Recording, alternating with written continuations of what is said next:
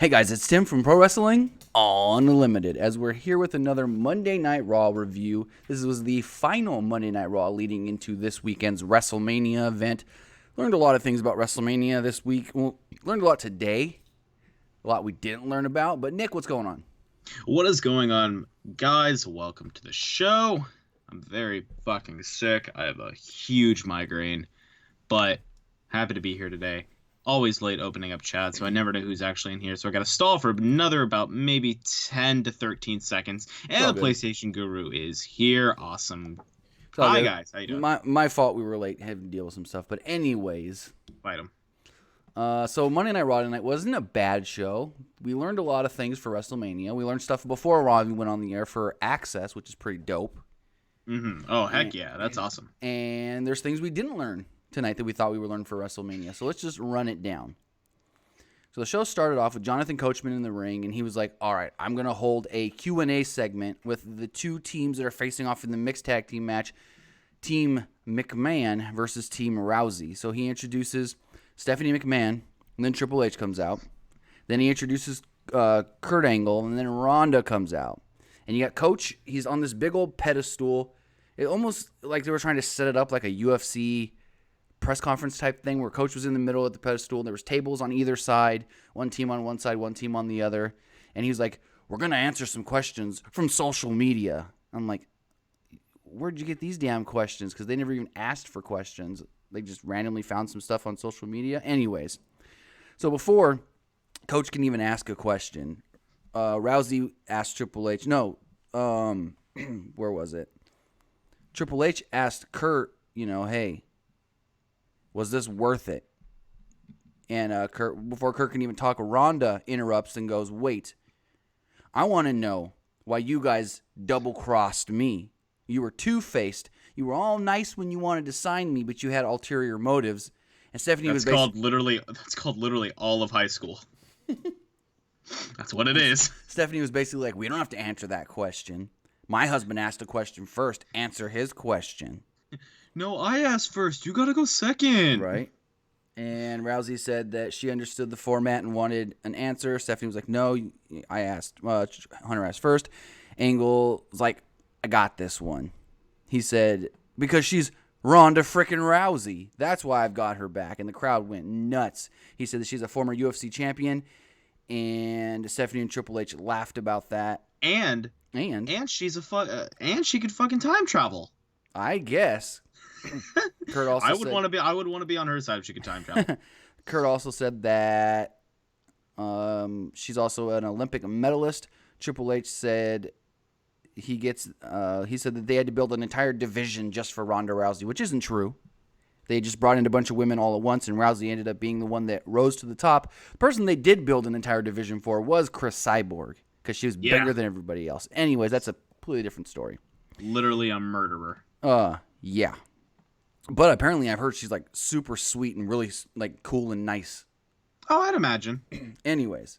I'd imagine the same for, like Alexa and Nia and stuff like that. Like, I imagine the heel persona is all just very good acting. Right. Like, so Triple H said that Rousey has been dreaming to come to the WWE her entire life, but for him and Stephanie, this is their lives. He said that in the ring, they know the rules, and Rousey has no idea what she's getting into. Triple H said that it's a foreign for her, it's a foregone conclusion, and Rousey will lose. Coachman said, let's just get to the first fan question. He said, Triple H, Stephanie, this one's for you. How important is it for both of you to win this match at WrestleMania, and how important is it for the impact of the WWE? Stephanie said it's important to show the locker room that you can't go against the authority, that you can't just try to do whatever you want to do because there's a hierarchy and you need to listen to the people in charge. What fucking fan asked that question? I don't even remember. They had a graphic. What fucking fan's like, how will this impact the WWE? Shut the fuck up. Let me see if I can pull this up on Twitter. They literally had a graphic on the screen with a Twitter handle and everything. It's like Tay something or whatever. Let me see if I can find it really fast. Hold on. Hashtag Raw. It just doesn't make sense to me. Yeah, no, they had. Hold on. I don't know if I can find it. They had it on the screen. Let me see if I can. Let me search one more thing here on Twitter. Images, photos. I don't know if it's going to come up or not. No, it's not looking like it wants to come up. I can't remember. I know one of them said like Tay_Tay something. Everything wrong can be traced back to Mojo. Thank you, German So Tovar. Coach asked the second question, and he's where was it? Coach called for picture to be on the screen to show the stuff. Coach then asked a second question to Kurt and Ronda. Where the hell am I on my notes? It's a good question. He said, how do you feel about teaming with Rousey at Mania? Asking to Kurt, and Kurt said that whether it's in the ring, the cage, or the octagon, Rousey is the baddest woman on the planet, and Sunday she's going to prove that by making Stephanie tap out. Found it. You found the image? Yeah, it's Tay_Tay_then_. Someone And just she had tweeted this on the 2nd of April today at 1:50 p.m. Interesting. Someone did put that in the chat. Interesting. Yeah, and they only asked 2 questions. One to Stephanie and Triple H, one to Kurt and Ronda. Afterwards, really Coach just goes, either of you teams have final thoughts. Like, that's it? Mm-hmm. 2 questions? There you go. Okay, Yeah. then. Let's take some social media questions. All right, 2, that's fucking too many. Let's go. Stephanie told Rousey that this is her first match and that she's going to lose, and the world knows that Ronda doesn't handle losing well. I was like, wow, they really called that out. I didn't think they were going to say that, but she doesn't handle it well. True. Rousey asked Stephanie, she said, are you left or right-handed? And Stephanie goes, right-handed. What does that matter? And Rousey said, I just want to know. I'm curious. That way, you could still sign my check after I rip your arm off. I feel like that would have been a better line if she delivered it a little cooler. Like, hey, are you left-handed or right-handed? I'm right-handed. All right, I was wondering for when I snap your arm off, just make sure you can still sign my checks. Right. Just like something like that. Like, it's not like, so when I snap your arm off, you can still sign my checks. It's like, she's going to get more comfortable over time. Oh, for sure. But, so right now it's rough. Coachman then said, all right, now it's time for the pose-off. But this isn't going to be like an MMA or a boxing pose-off where all hell goes down. They're going to be cordial. We're going to take the picture, and that's going to be it. And I'm just sitting here like, someone's getting put through one of these tables. And that's exactly what happened. So they're standing there, and they're like nose to nose. Triple H and Kurt are just kind of standing there off to the side. And Stephanie and Ronda get face to face, and Kurt pulls them apart. Kurt's like, no, not right now. And as he's trying to back them apart, Triple H then grabs a microphone, clocks Kurt in the back of the head. Kurt goes flying out of the ring. Ronda grabs Triple H by the throat. Jesus. And then all of a sudden, Stephanie gives Ronda a backdrop through the table. I thought it was fine. And I was like, okay, that worked if you want Stephanie and Triple H to be the heels, which they are. So crowd just booed all over it. I was like, that worked. Yeah, I mean, it did its job. Exactly. It's the Mania match. I've been hearing, I don't know if this is true, and I probably should have confirmed this with you before I went live. I have heard rumblings that this may be a main event match. I don't think so because they said one too many times, Brock, Roman, the main event. Kurt kept saying, I don't want my main event messed up.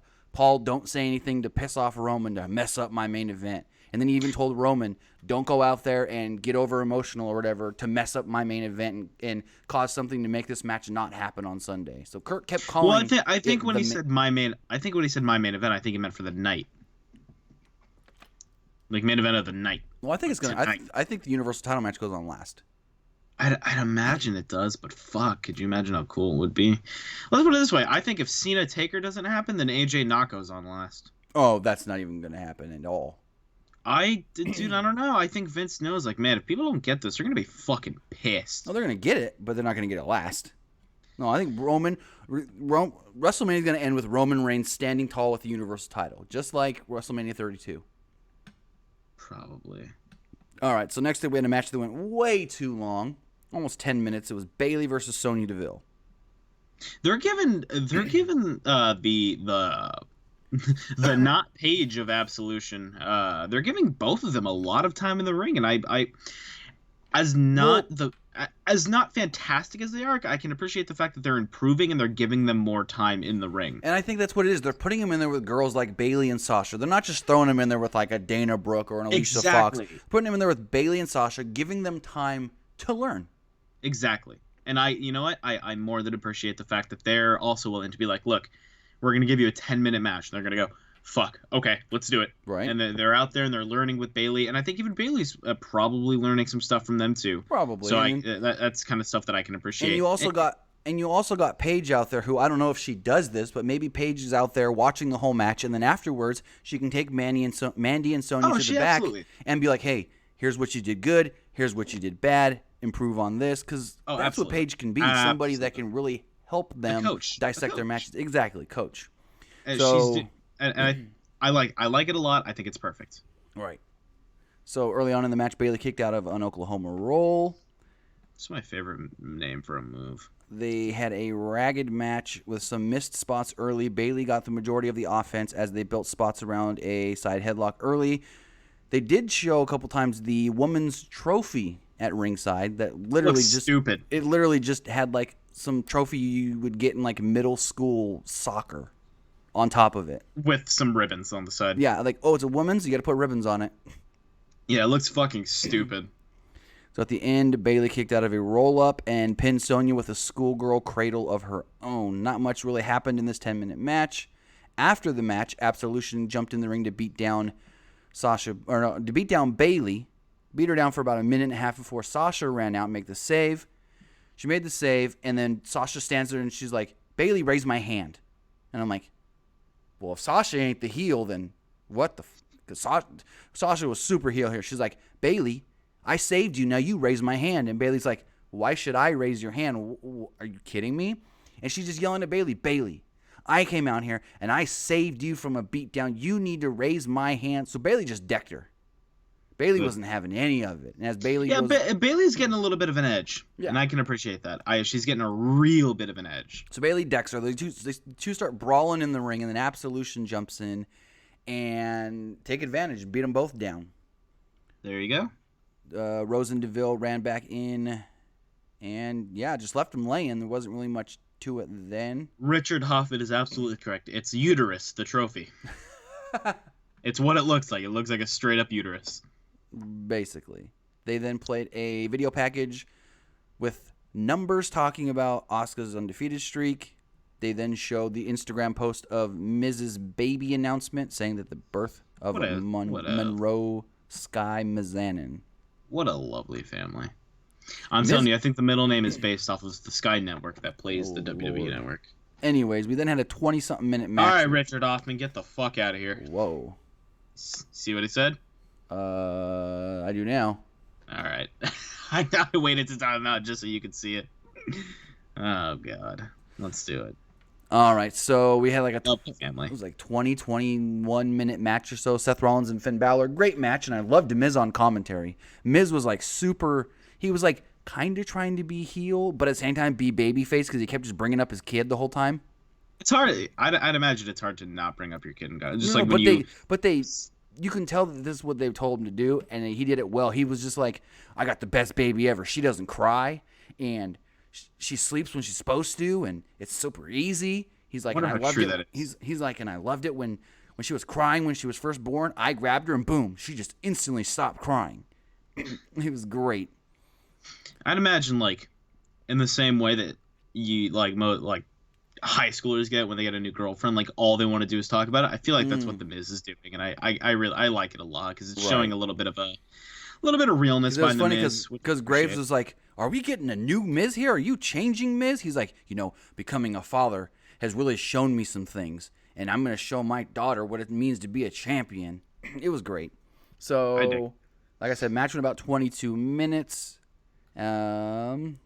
At one point, they played off the finish from the last time they wrestled where they went for the suplex, and then Balor, before they can go for the Falcon Arrow, Balor did the roll-up. This was about the 18-minute mark. Yeah, and he also beat him in a roll-up at a house show, too, and they made a big deal about that. Yes. They didn't get it this time, though. Okay. Rollins kicked out, though. Rollins then hit a Rainmaker knee, but Balor kicked out of that. Rollins went for a frog splash, but Balor got his knees up immediately, turned it into a cradle, but Rollins escaped. Fans started chanting for Finn. Rollins rolled out of the ring, and Balor tried a running kick, but Rollins caught his leg. Rollins then teased the powerbomb spot the powerbomb spot to the barricade that injured Balor at SummerSlam. Balor fought off of it instead, and the announcers were like, "Oh, don't do that! You're gonna destroy a shoulder again." Glad they're Actually, it was making 2 years ago 2 at years ago. SummerSlam now. When he 2 first came out. SummerSlams ago, actually. Was that his first pay-per-view appearance too? Yeah, that was like his third main roster match. It's fucking outstanding. God, he's so good. Anyways, so instead he fought it off, and then he did like, instead of doing his corner drop kick in the ring, he did it to Seth onto the barricade. So Seth went shoulder first into the barricade. I like that move. It looks nice. They then got into the ring. Balor went for the coup de grace, but Rollins rolled out of it. Rollins then hit a super kick to the midsection. Tried to go for the curb stomp, and Balor gave him an O'Connor roll, but Rollins reversed it into a schoolboy cradle. Reversed it yet again. Finn did, but Finn was unable to get to his feet before he was hit with the curb stomp and a 3 count. Seth Rollins wins. I believe Finn's winning that IC title at WrestleMania. I think Finn's winning the IC title, and I think it's Demon Finn winning that IC title. Oh, I think so. Because the thing WWE likes to do is, well, Finn can't really win much when he's Finn, but when he's the Demon King, he can really pull out a victory. So is he called Demon or Demon King? Which one is it? I know for a while they were trying to trademark Demon King. But that was like... Sounds like some shit. It sounds like the new name for the spicy Whopper at Burger King. The fucking Lord. Demon King or some shit like that. But that was Let me tell you. More importantly, their new Sourdough King is incredible. So I've heard. It's very good. When they did the Demon King thing, that was when they were going into that first SummerSlam match. They haven't really said Demon King since. They just said the Demon. So I think... So he wasn't Demon King throughout NXT. He was always Demon. No, he was just the Demon painted up, and he never wore the paint unless it was a takeover event. Got it. All right, so then we got a... You remember how lack-fucking-luster that was when he showed up to a random episode of Raw with the fucking paint on? Oh, yeah, they ruined it. They shouldn't have. That sucked. They shouldn't have done that. They should have waited till the pay-per-view. But anyways. It sucked. I was angry. We had a video package profiling Roman Reigns versus Brock Lesnar. Heyman was on his phone afterwards. What kind of phone do you think Heyman has? iPhone 10? No, it looked like it. I don't know, because he had a case on it, so you couldn't really tell. I think he has more than one phone. Probably. Probably got his personal and his business phone. I hope he has like a burner phone, like it's a flip phone. It's just like all those fucking deals. Oh, I love that idea. Angle walked up and told Heyman that he wanted his main event to stay intact. Heyman said that he was planning nothing more than to have himself and Lesnar say peaceful things with no drama tonight. Angle asked Heyman not to say anything that would endanger Lesnar's well-being and rile up Roman Reigns. Heyman laughed and said Reigns possibly endangered Lesnar's well-being is funny. Heyman said that he and his client would take it under consideration. Sheamus and Cesaro then came to the ring, and they said that they wanted to know who Braun Strowman's partner was. So Braun Strowman came out. Goddamn boy. Braun Strowman comes out. Braun Strowman showed up to These Hands chants. Strowman said if the bar was trying to say that he doesn't play well with others, they're right. But management said that he needs to have a tag team partner or he doesn't get the match at WrestleMania. Strowman said that he was just talking to his partner backstage. He said that, you want to know who he is, you need to do one thing for them. That's agree to a match with his partner. And so the crowd was chanting, yes, yes, yes. And Sheamus goes, I usually like to disagree with the crowd, but I'll agree with them if you tell us who your partner is. So Braun goes, hold on. Let me go get him. I'll go backstage and I'll go get him. Right before he walks to the back, he goes, one last thing. My partner is very, very much like me, but a little bit different. I fucking love it. So Braun goes backstage. It's like the idea of like you lean over your friend and like, hey, can I copy the answers off your test? He's like, yeah, just change them up a little bit. And then fucking Braun Strowman comes out. Yeah, so he goes backstage for like almost 2 minutes. All of a sudden, Braun's music hits, and I'm like, okay, but the Titantron doesn't change or anything. So then Brains Strowman comes out, as you see on the screen, in a white shirt and glasses, and he goes, I'm Brains Strowman, Braun's brother. Brock's brother. Braun's brother. And I think it was Corey Graves he says something like, Braun's brother, I've never seen them together before. And so he gets in the ring, he starts taking everything off, and all of a sudden Michael Cole goes, oh my God, Graves, that's Braun Strowman. Let's put it this way. You've never seen Braun Strowman and Braun Strowman in the same room at the same time, have you? Right. Exactly. There you go. I think Kurt Hawkins brings that up later. Good. So the announcers played dumb. They got all crazy when Braun revealed that it was just him. I like that, though. I thought that was funny. The Bar then double-teamed Strowman for about a minute or so. Strowman then clotheslined Cesaro. The crowd was kind of flat as they didn't know what to think during all this. I don't blame them. It's kind of just so weird. Yeah, this does have Vince written all fucking over it, but it has Vince written on it, and Braun says, "Oh, I make this 100 times funnier than you can ever fucking believe." Right. Cole then was like, well, I guess we still find out at Mania who Braun Strowman's partner is. Do they ever call it Mania, or do they always call it WrestleMania? Oh, I think they always have to say a WrestleMania. I love the thing that it's like, yeah, hey, we don't have wrestlers, we have sports entertainers, but we're going to have a WrestleMania. Oh, no, they don't have sports entertainers. They have superstars. Oh, yeah, fuck off. And they said about Supermania. They said about 60,000 times tonight, if you order the network now and you're a new subscriber, you get Mania for free, plus an extra 30 days. They said between every match and every segment, order the WWE Network now. If you're a new subscriber, you get it for free, and WrestleMania is free. Like, I don't know how many times they said that bullshit. Dude, you get WrestleMania and Backlash free. True. And you get TakeOver, and you get the Hall of Fame, and yeah. Tim and Nick, do you play Clash of Clans? No, I'm not 13. Oof. Anyways, Goldust did a promo saying that he's going to be in the Andre the Giant Memorial Battle Royal. He quoted a line from... Huh? Hope he wins. He then said that after he wins, HBO is going to have no choice but to make a documentary about him, and no one will ever forget the name Goldust.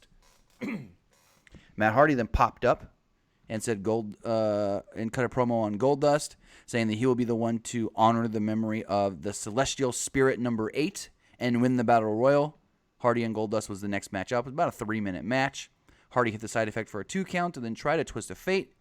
Goldust sent him into the ropes for a power slam. Goldust missed an elbow off the second rope. Hardy kicked out of Goldust's schoolboy cradle, hit a twist of fate, and won the match. Hardy then walked over to the Andre the Giant statue and just kept saying, "Procure, procure, procure," and then hugged the statue. So is Matt Hardy fucking woken, broken, or retarded? I can't fucking decide. Mentally unstable and retarded. I think that's what woken means. Hey, what does woken mean? It just means fucking retarded. Okay, cool.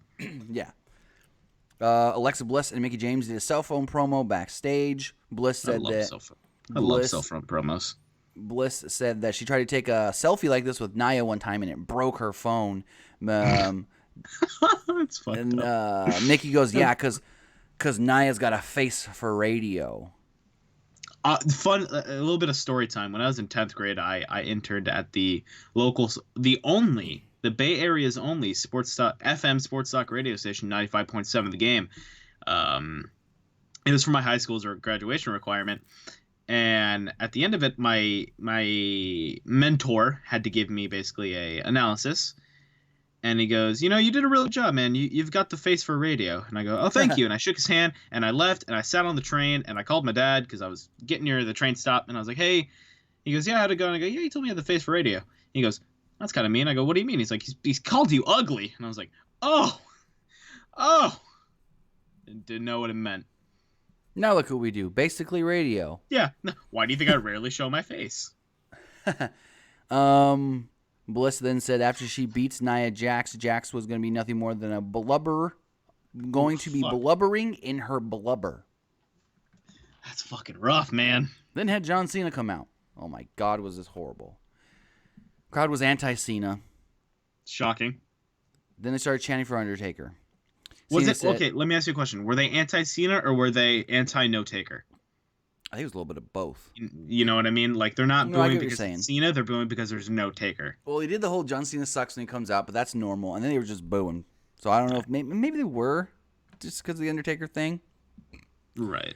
Cena said that he hates to say it, but we're out of time, and there's no answer. And he said that silence means no Taker. No one was buying it. Cena said he wasn't upset because he did everything he could to get The Undertaker to come out of retirement and come face him at WrestleMania. He said he's still going to WrestleMania. He's fired up to be going as a fan. Cena said, Cole tried to talk to him into entering the Andre the Giant Memorial Battle Royal or be Braun Strowman's partner, but he said he lost at the Royal Rumble. He lost Elimination Chamber and lost to Fastlane. He said if he took one of those spots, he would be taking that from another superstar. He would be taking somebody else's opportunity. Another fucking person that also lost the Rumble. Yeah, that makes sense. Shut the fuck up, John. You're just too good for it. Is there a limit on how many people can be in the Andre the Giant Memorial Battle Royal like the Royal Rumble? No, not that I know of. It's like no, I don't deserve these spots because I lost, but all these other people that lost deserve them because they're not Cena. Exactly. Cena said he called out The Undertaker for a larger-than-life opportunity for the both of them for something they've never done before. He said a year ago today, his life changed when he got engaged to Nikki Bella. Cena said maybe this WrestleMania is time for a change. Crowd still chanted for The Undertaker. Cena said that he hopes Undertaker hears him, but he doesn't think he does. Cena said that he's going to WrestleMania as a fan, and he's proud to be doing so. Crowd then booed. Cena called out Rollins, Balor, Daniel Bryan, AJ Styles, even said that he's going to be happy to be sitting in the crowd watching who he feels is the best in-ring performer, AJ Styles, getting his Mania moment that he wants. He also said that, hey, this Sunday, April 8th, I'll be sitting in the crowd watching Rusev Day. I love it. He said I'll even salute when Elias is out there doing whatever he's going to do. Whomst wants to walk with Elias. He then goes, and I'm proud of not just but all the women matches that we will be getting at WrestleMania. Mm-hmm. Cena wanted to apologize a second time for The Undertaker not coming out. He said that he did everything he could on social media to stir up The Undertaker in Cleveland, in Dallas, in Atlanta. He really did. He posted a picture that's just it's a picture of someone poking something with a stick, and he replaced the something with Taker's face and says, "Come on, do something." I love it. Cena said there's no more questions. He asked the fans if they would really try to summon The Undertaker, and he goes, "You've got to be loud to summon The Undertaker." And so the crowd pops. He goes, "I don't think that was enough. You've got to have more passion. You've got to be fired up." So the crowd. If that isn't fucking proof that Cena has any fucking fan in the palm of his fucking hand, right, where he can control them on a fucking whim. If he just says get loud and they get loud, he says get louder and they get louder, and then everyone thinks, oh, John Cena can't fucking do anything. Blah blah blah. It's like, but I was like, Undertaker can't come out now. Because he's like, you guys got to be loud. If you want to see that lightning, you've got to roar like the thunder. So the crowd just goes nuts. And I'm like, Undertaker can't come out now, or that's going to be the stupidest thing ever. That all of a sudden the crowd can summon The Undertaker. Why didn't they do this 2 weeks ago? It'll just add to his many powers. And Undertaker didn't come out.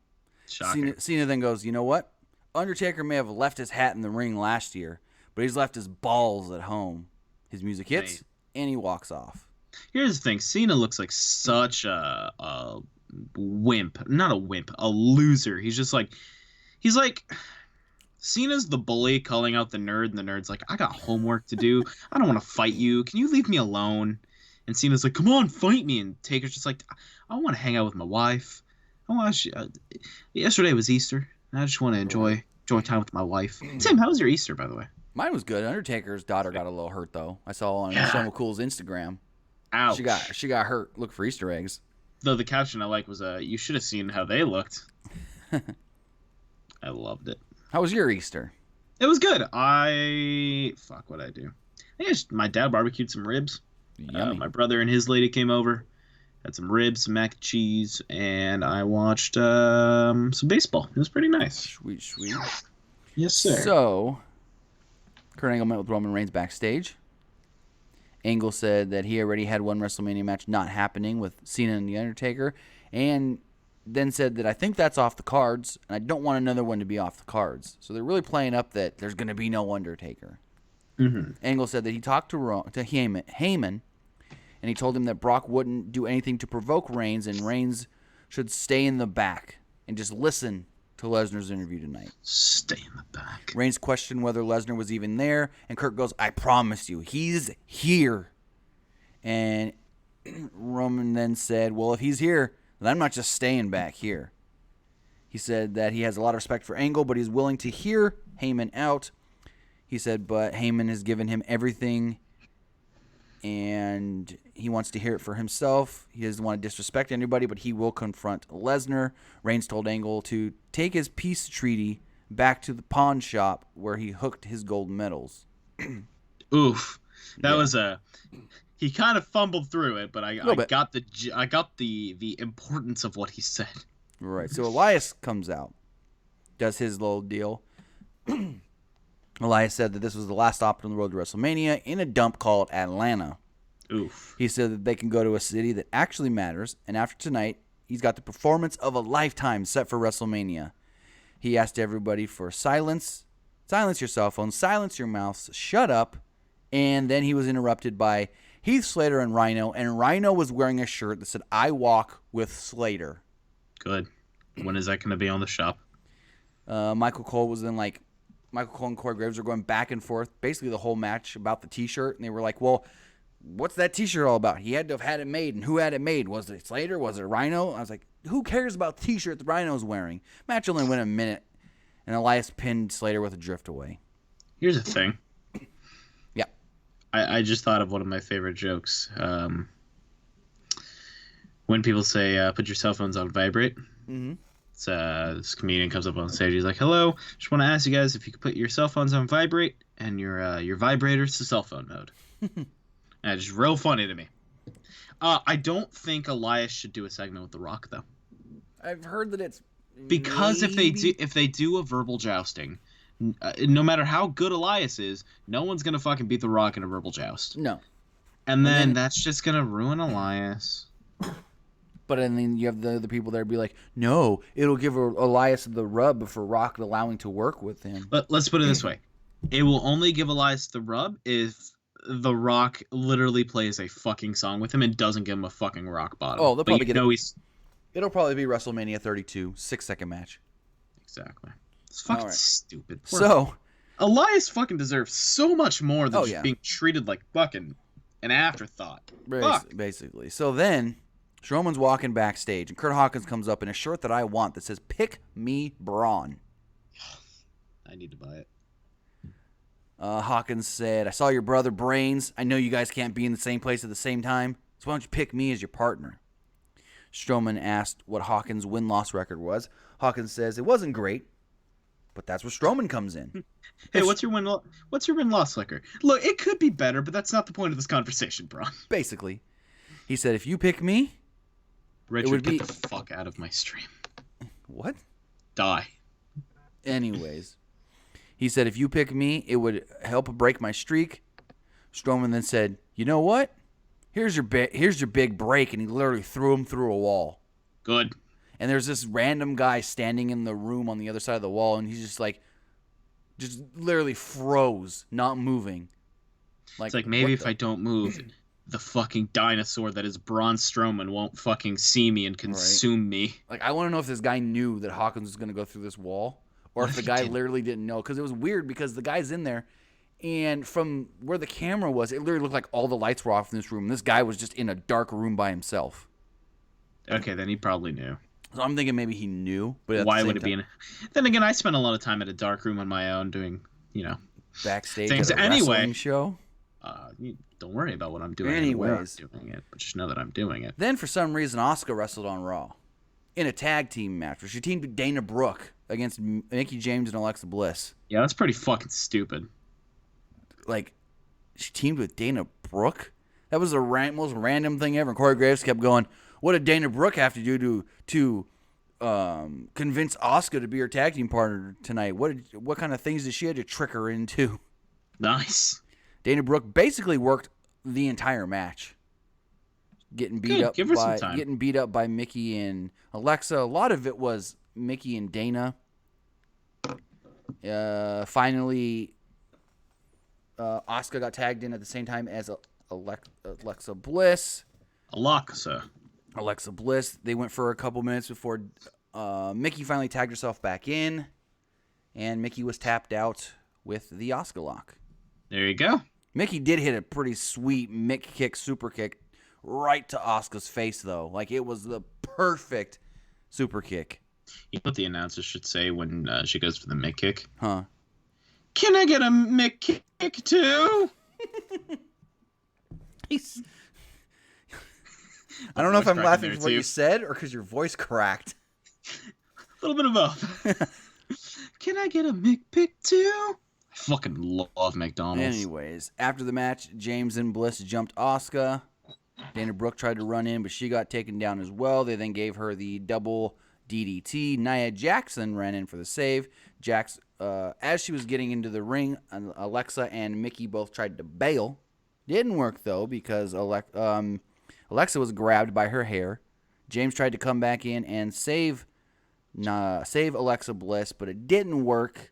Alexa got out of there, but Mickey ended up getting a side slam, getting rammed into the corner, and then a Samoan drop. As you see Alexa Bliss standing at the top of the ramp, just holding on to that Raw Women's Championship like it's her baby, like that's Mrs. Monroe Sky Mazanin. It is. That's the joke. So I hope when Alexa drops the title, because most likely she's dropping the title. Oh yeah, for sure. She goes into a Neville type, doesn't know what the fuck to do with her life. Oh Lord. Yeah. Okay. Oh God, I'm not gonna pronounce this. Tygo. First name's Tygo. You're absolutely correct to say that, and I've thought the same thing, and I'll talk about it more towards when we get to the segment. We're there. Okay, why is this Brock Roman match not a fucking no hold barred match? That's what I was just thinking. Like, just make it the no, too. make it an unsanctioned or no hold barred.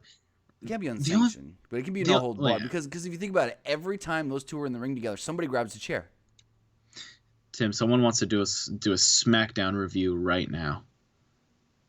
Sure. Hey, so what we need to do? Wait, I can give you a SmackDown preview because I did, and actually I missed something. No, you're an idiot. You know what we can do? What?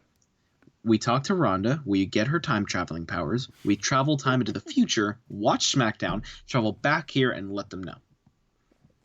Anyways, I did forget to mention Shane McMahon will officially be on SmackDown tomorrow. Oh boy. With his hernia and diverticulitis. Hot. First blood match? Nah, Brock bleeds too easily. No. Brock bleeds like no, you can't tell Brock first blood because then it'll Randy Orton him. Yeah, Randy Orton the shit out of him. You're like, oh, you want him to bleed? I can make him bleed. I wonder if Brock, we're thinking about making Orton bleed. I can make him bleed. I'll make my cows bleed on my farm. Okay, Braun Strowman. I know, I got a little too Braun, not too much Brock. That's fine. Anyways, so Lesnar and Heyman come out. They get into the ring, and all of a sudden, all the jobber tag teams on SmackDown end up on the. Yeah, it was like the Raw locker room. Like, just fucking jobbers. He's like the Raw locker room out here, and I'm like, it's the jobber tag teams and the tag team It's the tag team division. Mm-hmm. They're all jobbers, except for Braun. Anyways, so they're out there kind of like trying to block the ramp so if Roman comes out. And Heyman just starts cutting this amazing promo, going off about how this is going to be probably the last time you see Brock Lesnar if he loses Roman Reigns, which is not really possible. He said that Roman Reigns is gonna have to go back home to his wife and his kid and his daddy and his uncles and his cousins and tell them that he wasn't just beat by Brock Lesnar, but he was brutalized by Brock Lesnar, that he was conquered by Brock Lesnar. But if there is some shadow of a doubt that Brock Lesnar does lose, tonight will probably be the last time you see Brock Lesnar. And the next time you see him, the last time you see him in the WWE, and the next time you see him, he'll be waving at you from the UFC. I was like, damn, they threw that in there. He then goes on to say that last time Brock Lesnar wrestled in the Mercedes-Benz Superdome, he ended at the streak of The Undertaker. Nobody believed that it would happen when they kept telling them that it would, and it did. So why shouldn't they believe him again this time going into the Superdome? I think that's the best argument that Heyman's ever fucking had. He's just like, leading up to that match at WrestleMania 30, we kept saying, Brock's going to end the streak. Brock's going to end the streak. He ended the streak. Why don't you believe us now? Mm-hmm. He said that I've been here since 2002 with Brock Lesnar. And a little bit of Big Show.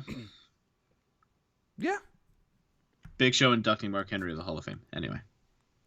Big Show's not done wrestling. He's going to be back. He's going to be around for a couple years, he said. Oh, hell yeah, really? Okay, so off topic for a second. No. Finish the Brock All right, stuff first. well, then I'll we'll talk go about through. that afterwards then. All right.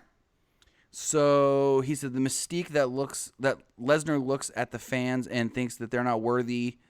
They're not worthy of him being around. He said that nobody in the back locker room is worthy of being around Lesnar either. No one can even hold his jock.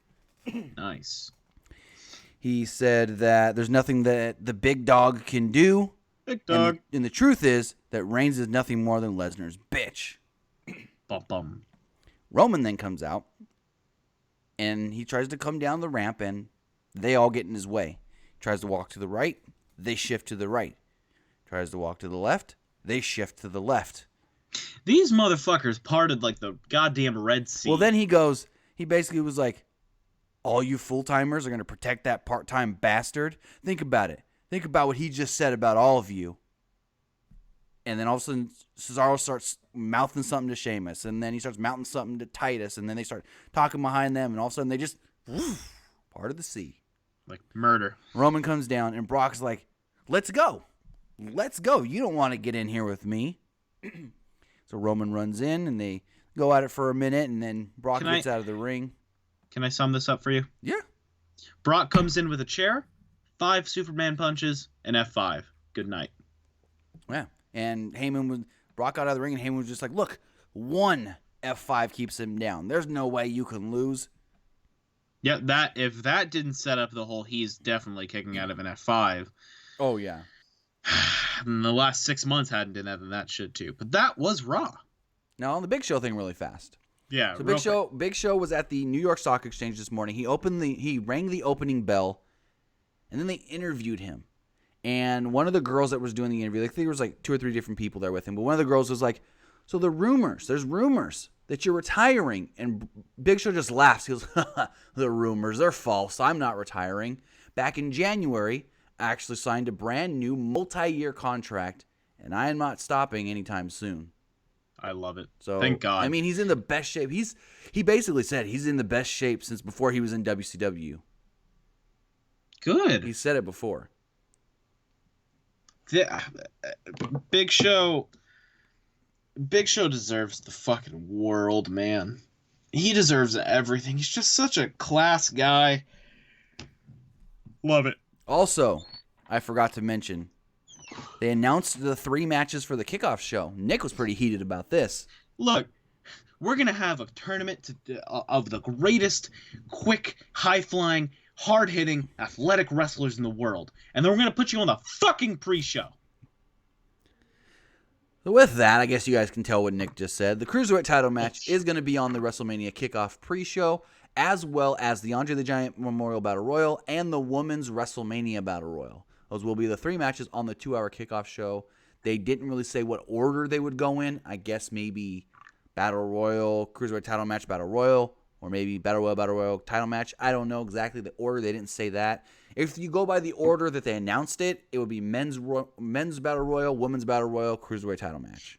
It has to be the Cruiserweight title match to be the last show on the kickoff. It has to be.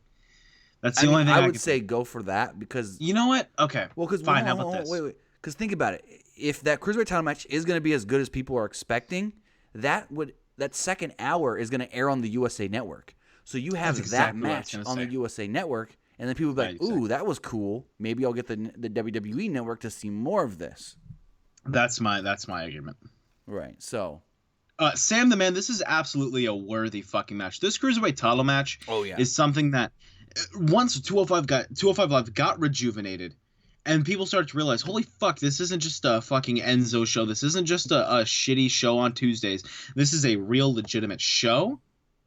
That is exactly the point why they shouldn't be on the kickoff. They should be starting off the show. Now let me ask you this. Yeah. If they were to say move the Cruiserweight title match to the main card, what moves down? To Raw tag title match. Braun on the kickoff? SmackDown tag title match. They can't.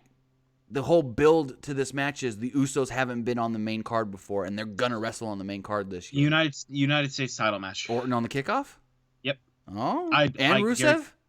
You don't think they want Aiden English singing Rusev Day on the main card? It's AJ Styles Nakamura on the pre-show. I mean, if I were to say, if they said pick a match right now to move to the the pre-show, I'd have to say Alexa Naya. Yeah, okay, there's that. Because it's not going to be Randy Orton. He ain't wrestling on no damn pre-show. And Rusev, they're not going to waste that Rusev pop for the pre-show where people may not see it. Mm. They're not going to put Asuka on the pre-show. Braun's not going on the pre-show, and unfortunately that build of the Uso tag match. I mean, I was there at WrestleMania 31 when they wrestled the New Day. It was the Usos, the New Day, Tyson Kidd and Cesaro on the pre-show WrestleMania 31 for the tag titles. Great match. Great match.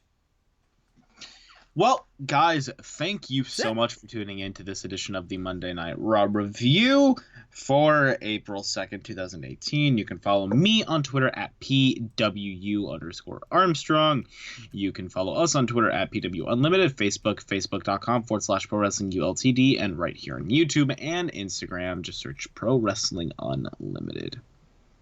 Tim? You can also find me on Twitch and Twitter at TimmyBuddy, and also go over and check out Fightful.com. They are great for pro wrestling news, MMA news, boxing news. If you want to find them on Twitter, you can find them at Fightful Wrestling or at Fightful Online is their main Twitter handle. So go check them out. I did put the link in the chat. So yeah, we will see you guys tomorrow night for the SmackDown Live review, which is the final main roster show before WrestleMania. And then NXT comes on Wednesday, and also on Thursday on the WWE Network. They will, not on the WWE Network, on the USA Network, they will be running Greatest Moments of WrestleMania, hosted by Jonathan Coachman and Charlie Caruso.